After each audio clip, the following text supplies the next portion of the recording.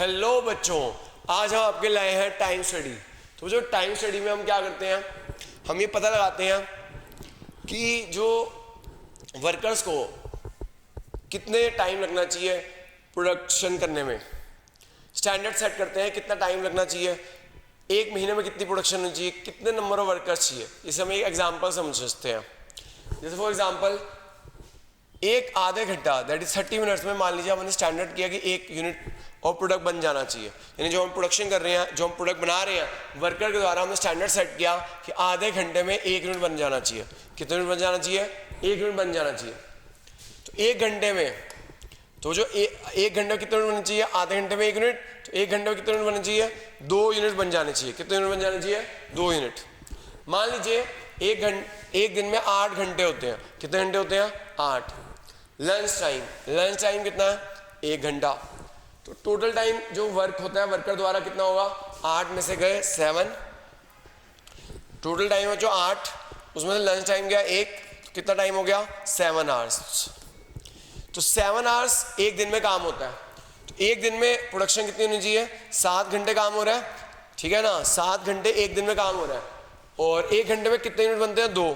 तो 7 घंटे में कितने यूनिट बन जाने चाहिए? 14 यूनिट्स। तो 14 यूनिट स्टैंडर्ड हो गया एक वर्कर द्वारा। स्टैंडर्ड हो गया एक वर्कर द्वारा कि भैया standard production in a day is 14 units. Standard production in a day is 14 units. Operating days मान लीजिए भैया एक महीने में 20 दिन होते हैं। कैसे कि संडे से हटा दो, छुट्टियां हटा दो, तो एक महीने में 20 दिन काम होता है। तो एक महीने में प्रोडक्शन कितनी होनी चाहिए? 14 इंटू 20 280 यूनिट्स एक दिन में प्रोडक्शन होनी चाहिए, ठीक है। जो मान लो हमें पूरे महीने में प्रोडक्शन करनी है 28,000 यूनिट्स। तो इससे हमें पता चल गया कि भैया पूरे महीने में प्रोडक्शन करनी है 28,000 यूनिट्स। प्रोडक्शन एक वर्कर द्वारा 280 यूनिट्स होगी पूरे महीने में। तो 28,000 प्रोडक्शन करने के लिए कितने वर्कर्स चाहिए होंगे? तो 28,000 प्रोडक्शन करने के लिए 28,000 और एक वर्कर द्वारा प्रोडक्शन होते हैं 280, तो कितने वर्कर्स चाहिए होंगे? 100। तो हमें पता लगा कि टोटल जो प्रोडक्शन करनी है उसके लिए कितने वर्कर चाहिए होंगे? उसके लिए कितने वर्कर चाहिए होंगे? 100 वर्कर चाहिए होंगे। तो टाइम स्टडी क्यों की जाती है? टाइम स्टडी की गई to find out the right time या स्टैंडर्ड टाइम। ये पता लगाने के लिए कि जो प्रोडक्शन करनी है, जो एक यूनिट बनाना है, उसके लिए राइट टाइम क्या है, कितना टाइम लगना चाहिए। जैसे हमने पता लगाया कि भैया एक प्रोडक्ट यहाँ से स्टार्ट करते हैं, एक यूनिट को बनने के लिए आधा घंटा लगना चाहिए या एक घंटे में 2 यूनिट बनने चाहिए। तो ये हमने टाइम स्टडी इसलिए की, ये पता लगाने के लिए कि राइट टाइम कितना लगना चाहिए, स्टैंडर्ड टाइम कितना लगना चाहिए जो हम प्रोडक्शन कर रहे हैं। Setting of standard time for workers, कि वे वर्कर के लिए स्टैंडर्ड सेट कर दिया कि आपको एक महीने में 280 यूनिट्स बनाने हैं। ये उनका टारगेट दे दिया गया कि आपको 1 मंथ में 280 यूनिट्स बनाने हैं। तो ये टाइम स्टडी इसलिए की जाती है स्टैंडर्ड टाइम सेट करने के लिए वर्कर्स को। इसके अलावा हमने ये भी पता लगाया नंबर ऑफ वर्कर्स, कितने टोटल जितना हमने टारगेट प्रोडक्शन मेट करनी है उसके लिए कितने वर्कर्स चाहिए होंगे। यानी टाइम स्टडी इसलिए की जाती है ये पता लगाने के लिए कि कितने वर्कर्स टोटल चाहिए होंगे। इसके अलावा जो वर्कर्स टारगेट प्रोडक्शन मेट कर देते हैं, एक महीने 280 यूनिट बना देंगे, वो एफिशिएंट है, या उससे ज़्यादा बना देंगे वो एफिशिएंट है। जो एक महीने में से कम बनाएंगे वो इनएफिशिएंट है।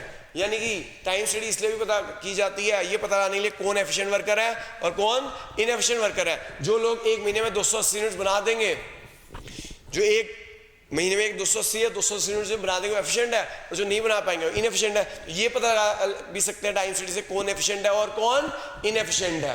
Frame suitable incentive schemes and determine labour cost, हम इससे इंसेंटिव स्कीम भी बना सकते हैं कि हम उन्हें बता देंगे कि जो लोग अपना टारगेट मेट कर देंगे, जो लोग अपना टारगेट मेट कर लेंगे उनको हम बोनस देंगे, जो लोग टारगेट मेट नहीं करेंगे उनको हम बोनस नहीं देंगे। इस तरह की इंसेंटिव स्कीम बना सकते हैं। जो लोग एक महीने में इतने प्रोडक्शन करेंगे हम उन्हें बोनस देंगे, जो लोग नहीं करेंगे उन्हें नहीं देंगे। या फिर उनको कह सकते हैं कि जो लोग इतने यूनिट एक महीने में 280 यूनिट बनाएंगे उनके लिए वेजेस 100 रुपये है, जो इससे कम बनाएंगे उनके लिए 80 रुपीज़ है। इस तरह से इंसेंटिव स्कीम्स बना सकते हैं ताकि वो जल्दी से प्रोडक्शन करें। तो टाइम स्टडीज किस लिए की जाती है बच्चों? इसलिए की जाती है ये पता लगाने के लिए कि जो हम काम कर रहे हैं उसके लिए राइट टाइम कितना लगना चाहिए, स्टैंडर्ड टाइम कितना लगना चाहिए। आपकी टाइम स्टडी ये पता लगाने के लिए की जाती है setting of standard time target for workers, worker को टारगेट देने के लिए कि आपको एक महीने में इतने प्रोडक्शन करनी है। ये पता लगाने के लिए 100 नंबर वर्कर्स, पता लगाने के लिए कितने वर्कर्स चाहिए होंगे। फिर ये पता करने के लिए कौन एफिशिएंट वर्कर है कौन इनएफिशिएंट वर्कर है। अगर उन्होंने जितना एक महीने में उन्होंने टारगेट दिया उन्होंने अचीव कर लिया, वो एफिशिएंट है, अदरवाइज वो इनएफिशिएंट है। सुटेबल इंसेंटिव स्कीम्स बनाने के लिए कि भैया जो लोग काम पे टाइम पूरा करेंगे उन्हें ये हम बोनस देंगे, जो टाइम पे काम पूरा नहीं करेंगे उन्हें हम बोनस नहीं देंगे। फिर बच्चों आपकी है, मैंने टाइम स्टडी बढ़ा दी, एक बीच में हमारी रह गई है जो मोशन स्टडी रह गई है। अगर हम बात करें तो मोशन स्टडी क्या होती है, मोशन स्टडी होती है जो ये स्टडी की जाती है जो जॉब करते वक्त जो मोशंस होती है, जो मूवमेंट्स होती हैं वो स्टडी करती है। मोशन स्टडी में हम क्या करते हैं, जब प्रोडक्शन करते वक्त, जॉब करते वक्त जो हम मूवमेंट्स करते हैं वो स्टडी करती है। जैसे जॉब करते वक्त क्या क्या मूवमेंट्स होती है, हम कोई लिफ्ट करते हैं, कोई प्रोडक्ट, कोई टूल्स एंड इक्विपमेंट को लिफ्ट करते हैं, उठाते हैं, कहीं किसी एक प्लेस से दूसरी प्लेस लिफ्ट करके रखते हैं। पुटिंग मतलब लिफ्टिंग, किसी प्रोडक्ट को लिफ्ट करना, किसी मशीन को लिफ्ट करना। पुटिंग ऑब्जेक्ट, एक मशीन को दूसरी जगह रखना। सिटिंग, कहीं पे बैठना। चेंजिंग पोस्ट, एक पोस्ट से दूसरे पोस्ट जाना। तो ये सारी चीज़ें मोशन स्टडी में हम स्टडी करते हैं। ठीक है बेटा, तो ये सारी चीज़ें हम स्टडी करते हैं which are undertaking while taking a job. तो मूवमेंट मोशन स्टडी में क्या करते हैं, हम देखते हैं जो काम कर रहे हैं, जो जॉब करते वक्त जो मूवमेंट्स हो रही है उनकी स्टडी करना। ठीक है ना। फॉर एग्जाम्पल मेरे को भाई, मैं जॉब कर रहा हूँ, मैं आपको पढ़ा रहा हूँ, तो मैं देखूंगा मेरे को पढ़ाने के लिए क्या क्या काम करने पड़ रहे हैं। असाइनमेंट मान लो मेरे अलमीरा में रखा हुआ है, असाइनमेंट किसी पर्टिकुलर नेक्स्ट 7 वाले रूम में रखा हुआ है, फिर मेरे को वहाँ से जब पढ़ाने के लिए वहाँ से असाइनमेंट लेकर आना पड़ता है। मान लीजिए उसके लिए और भी बहुत सारी आपके मेरे को कह रहे हैं, आपको वहाँ से असाइनमेंट लेकर आना, रिसिप्ट बुक चाहिए मुझे, आपको फीस जवाब देते हैं उसके लिए। तो ये सारी मूवमेंट स्टडी करना, फिर उसके बाद पता लगाना कौन सी उसको हमें ना मेन हमारा मकसद है मोशन स्टडी करने का, जो हम काम कर रहे हैं, जो जॉब कर रहे हैं, उस जॉब को टाइम कम हो जाए, उस जॉब का टाइम कम हो जाए। तो हम पता लगाते हैं कौन सी प्रोडक्टिव मूवमेंट है, कौन सी अनप्रोडक्टिव मूवमेंट है। और जो अनप्रोडक्टिव मूवमेंट होती है उसको कट डाउन कर देना कि वे कैसे कट डाउन कर सकते हैं। फॉर एग्जाम्पल मैं अपनी नोट जो है 7 वाले रूम में रखता हूँ, तो जब मैं 7 वाले रूम में जाता हूँ तो टाइम वेस्ट हो जाता है। क्यों ना वो मैं नोट्स यहीं पे अपनी सामने वाली अलमारी में रख दूँ, जिससे क्या होगा, जिससे मेरे को उस कमरे में जाने का जो टाइम वेस्ट हो रहा है वो होगा नहीं। तो cut down the unproductive movement. तो हम देखते हैं जो काम करने के लिए क्या प्रोडक्टिव मूवमेंट्स हो रही है, कौन सी अनप्रोडक्टिव मूवमेंट्स हो रही है, और अनप्रोडक्टिव मूवमेंट हटा देना, जिससे कि आपका जो टाइम काम करने का वो कम हो जाए। तो कंडक्टेड किया जाता है बच्चों to reduce the time of performing the task. यानी मोशन स्टडी किस लिए की जाती है कि जो हम काम कर रहे हैं उसको करने का कितना टाइम लग रहा है, उसमें पता लगाते हैं कौन सी प्रोडक्टिव मूवमेंट है, कौन सी अनप्रोडक्टिव मूवमेंट है। ऑब्जेक्टिव मोशन स्टडी का यही है बच्चों कि जो अनप्रोडक्टिव मूवमेंट है उनको कट डाउन कर देना। ये कैसे किया जाता है, जो स्टॉप वॉच लगा के किया जाता है, वेरियस सिंबल से किया जाता है। तो बच्चों मेन मोशन स्टडी का यही ऑब्जेक्टिव है, ये पता लगाना कि काम करते वक्त कौन कौन सी हमारी मूवमेंट्स होती हैं। उसके बाद जो मूवमेंट्स को उनका एनालाइज करना, ये प्रोडक्टिव है, काम करने के लिए जरूरी है, ये अनप्रोडक्टिव है, ये बेकार की मूवमेंट्स हो रही है। गप्पे पे, जैसे हम किसी कोई चीज़ लेने जा रहे हैं, रास्ते में हाँ गप्पे मारी जा रही है, क्यों ना वो मशीन ही जहाँ पे वो बंदा काम कर रहा है वहीं रख दी जाए, तो वो जाता है, जाने में जो टाइम वेस्ट करता है होगा नहीं, गप्पे मारेगा नहीं, अपने अनप्रोडक्टिव टाइम खत्म हो जाएगा और जल्दी से जल्दी काम पूरा हो जाएगा। यानी यहाँ पे ऑब्जेक्टिव ही यही है मोशन स्टडी का, अनप्रोडक्टिव मूवमेंट को कट डाउन कर देना। समझ आ गई बच्चों बात।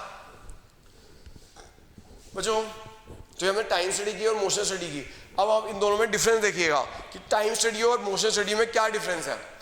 अगर हम बात करें जो टाइम स्टडी और मोशन स्टडी में क्या डिफरेंस है, मीनिंग। टाइम स्टडी क्या क्यों की जाती है, conducted to find the time to do the work. ये इसलिए की जाती है पता लगाने के लिए जो हम काम कर रहे हैं उसको काम करने का टोटल टाइम कितना लगेगा, जो हम काम कर रहे हैं उसको करने के लिए पूरा कितना टाइम लगेगा। और मोशन स्टडी किस लिए की जाती है बच्चों, मोशन स्टडी इसलिए की जाती है ये पता लगाने के लिए कि जो हम काम कर रहे हैं उसमें टोटल मूवमेंट्स कौन कौन सी कर रहे हैं हम। ये टाइम को पता लगाने के लिए जो काम कर रहे हैं उसके टोटल टाइम कितना लगेगा। ये किस लिए की जाती है, ये पता लगाने के लिए कौन कौन सी मूवमेंट्स कर रहे हैं हम। पर्पस क्या है बच्चों, इसका पर्पस है ये पता लगाना to calculate fair day's work of workers, यानी कि वर्कर्स के लिए जितनी हमें प्रोडक्शन करनी है उसके लिए कितना टाइम लगना चाहिए, उस काम को पूरा करने के लिए कितना टाइम लगना चाहिए। ये किस लिए की जाती है, जो eliminate the unproductive movements, unproductive movements को एलिमिनेट करने के लिए की जाती है, जिससे कि efficiency level of the workers बढ़ जाए। मेथड ऑफ कंडक्टिंग बच्चों इसमें कैसे किया जाता है, स्टॉप वॉचेस लगाई जाती है ये पता लगाने के लिए कि वो जो काम करना है वो कितने टाइम में हो जाना चाहिए। ये कैमरा, मूवी कैमरेस की वजह से हम मोशन स्टडी करते हैं, तो ये कैमरे की वजह से, कैमरे से की मदद से करते हैं, और ये स्टॉप वॉचेस की मदद से करते हैं। इसका पर्पस है पता लगाना टोटल टाइम कितना लगना चाहिए काम करने के लिए। इसका पर्पस है अनप्रोडक्टिव मूवमेंट कट डाउन करना, मीनिंग है find out the time to do the work. इसका ऑब्जेक्टिव है मूवमेंट्स पता लगाना बच्चों व्हाइल परफॉर्मिंग द टास्क। समझ आ गया बच्चों बात? Thank you.